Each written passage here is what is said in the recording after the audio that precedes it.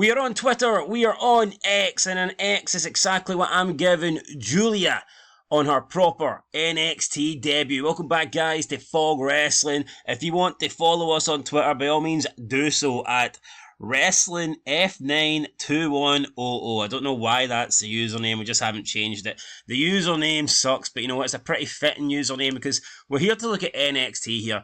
I am seeing this trending. People are legit marking out over this Giulia promo, this appearance, this confrontation with Roxanne Perez, and it's one of the fucking most retarded things I've ever seen, that people were claiming this is like great. They're talking about this aura that she has, this star power, how she's amazing, how she's this, how she's that.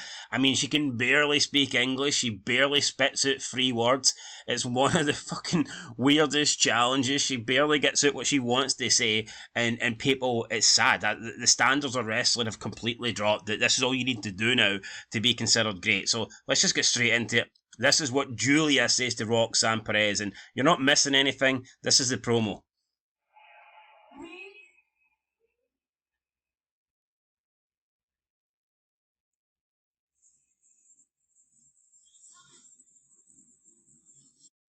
Me, your CW.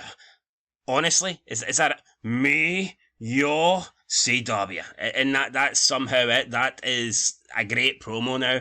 Roxanne Perez then holds her belt up in the air, and it's the same formula we get all the time. Somebody challenges somebody, the champion holds her belt up, and we're supposed to piss our pants. We're supposed to be excited about this. We're supposed to not be able to contain ourselves. It's fucking terrible.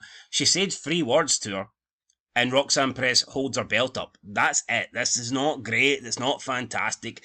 Could you imagine Jericho comes out his debut, and instead of that killer promo that he had with The Rock, and let's be honest, that's one of the best promos of all time, Jericho's debut when he confronts The Rock. Could you imagine if Jericho just came out and he says to Rock, he says, me, you, SD. Challenging The Rock to a match on SmackDown. Me, USD, and then Jericho's music hits and the Rock raises his eyebrow, and we're supposed to pretend that's great. No, we would have been like, what the fuck is that? Who's this loser that just came out and spoke 3 words? But I mean, now Giulia comes out, she says me, you, CW, and people are marking it as if it's like the greatest thing they've ever seen. Honestly, man, I don't get it. I commented here, how low have the standards dropped that someone who has done nothing relevant and can barely speak English spits out 3 fucking words and it's supposed to be awesome. Wrestling is fucking embarrassing in 2024. Prove me wrong, as Benoit used to say. But look, you go through the comments, you're looking at an international sensation, fire emoji. We want Cody is seated. I mean, they're sitting down for this, they can't wait for this. Anyone who's got hashtag we want Cody as their username, I mean, it tells you all about them.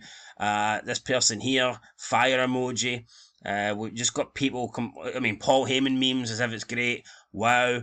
You got somebody here using The Rock and his like goosebumps to try and say that this is somehow giving them goosebumps. I mean, really? Some woman came out that we don't know and said 3 words, and that's goosebump material, really? We've got this here. Roman Reigns like salivating almost. Look at this, licking his lips, and it's the fucking losers. This is the kind of so Giulia has insane aura, and this is a guy with a Sami fucking Zayn profile picture. That tells you all you need to know. A guy who thinks Giulia has insane aura has a profile picture of Sami Zayn. That means his opinion is pretty much, cancelled, irrelevant, non-existent, meaningless. Just really, really, I cannot believe, man, this is the standards of wrestling. Look, am I really bashing on this Giulia person? Am I saying she outright sucks? No, like, I don't know her, okay? Maybe she's good in the ring. Maybe she has a good entrance. Maybe she can cut better promos than this. But just based on what we've seen here, for people to say this is, like, awesome, and this is, like, amazing, and they cannot wait for this, really? Me, you, CW? Then Roxanne Perez looks at her and holds her belt up, and then they have a little face-off, and that's enough for people to literally fucking want to take their pants off, man? I mean, like, I don't get it. I do not get it, how this is the state of wrestling these days, man. Honestly. Honestly, man, if this happened back in the day, people would be saying, what a shite promo that was. That was awful, that was awkward, and rightfully so.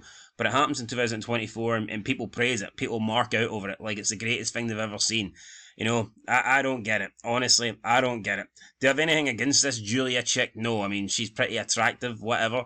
It is what it is. I'll give her the benefit of the doubt, but I'm not going to sit and watch this and pretend this is amazing. Pretend that this is getting me hyped. Pretend that this is something that we cannot miss and it is must see. At the end of the day, it's some woman that has done nothing in a major company taking on somebody from the development brand. This is not special. This is not career defining or a legendary moment or anything like that. It's not a mania moment. It's just it's a nobody versus someone who's on development who's like fucking 4'10" with no character.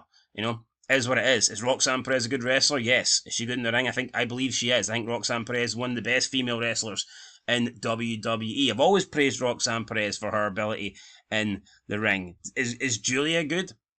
Honestly, haven't really seen much. She might be good, but the point is, this ain't good. What they've done here is what it is, guys. Not good. Anyway, let me know what you think down below. But yeah, if you go on Twitter, man, people are losing their shit over this, and it's like, honestly, it was 3 words. I mean, get a grip, guys. Seriously, get a fucking grip. Anyway, that's it. Till next time. Peace.